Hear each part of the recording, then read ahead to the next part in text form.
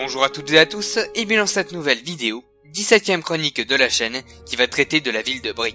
Sur ce, commençons. Brie, que l'on peut traduire par colline ou hauteur, était un village situé dans l'ancien royaume d'Arthédan, et avant cela, d'Arnor. Il se trouvait à l'intersection entre la grande route de l'Est et du chemin vert.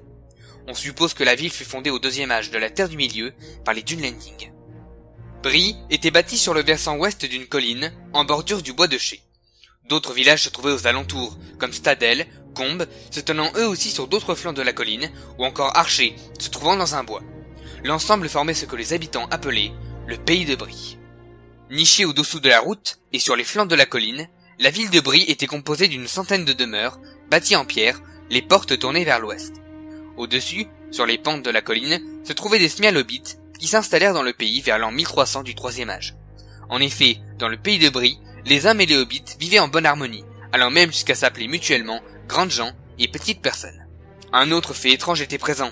Les noms de famille des êtres humains étaient issus de la botanique, comme chèvrefeuille ou bien fougeron, tandis que les hobbits s'apparentaient plutôt à la géologie, comme long-terrier ou encore sous-colline. La ville était protégée, du nord au sud, par un profond fossé rehaussé par une haute et épaisse haie, dotée de seulement 3 ouvertures. La nuit, des gardiens les fermaient et surveillaient les allées et venues, à l'abri dans leur loge. L'une des plus anciennes maisons était une grande auberge, formée d'une façade et de 2 ailes, reliées par une grande arche, donnant accès à une cour intérieure. Si à l'avant on distinguait bien les 3 étages de l'édifice, les ailes furent en partie creusées dans la colline même, de sorte qu'à leur extrémité, les fenêtres du 2e étage touchaient le sol. Au-dessus de l'arche, l'enseigne représentait un poney blanc, dressé sur ses pattes postérieures, et au-dessous était inscrit « Le poney fringant ». De mémoire et Jean de Brie, l'auberge fut toujours tenue par la famille Poitbury.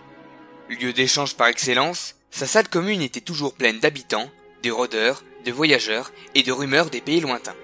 Aussi étrange que les nouvelles de Brie était d'ailleurs une expression courante dans la comté.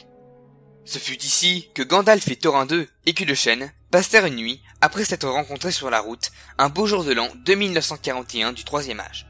De cette rencontre fut créée l'expédition des Rébors, qui aboutit à la mort du dragon Smaug. Nul doute que Thorin et sa compagnie y soient passés en voyageant de la comté jusqu'à Foncombe. Au début de la guerre de l'anneau, Frodon Sake et ses compagnons, Sam Gamgee, Peregrine Took et Meriadoc Brandbook y firent également une halte, mais celle-ci fut beaucoup plus mouvementée que prévu, à cause des cavaliers noirs, servant l'unique, qui les traquait. Ils furent heureusement aidés par un Dunedain, surnommé Grandpain. Voilà, j'en ai fini avec cette chronique sur Brie, j'espère qu'elle vous aura plu. Si c'est le cas, n'hésitez pas à la partager autour de vous, à vous abonner à la chaîne et à commenter.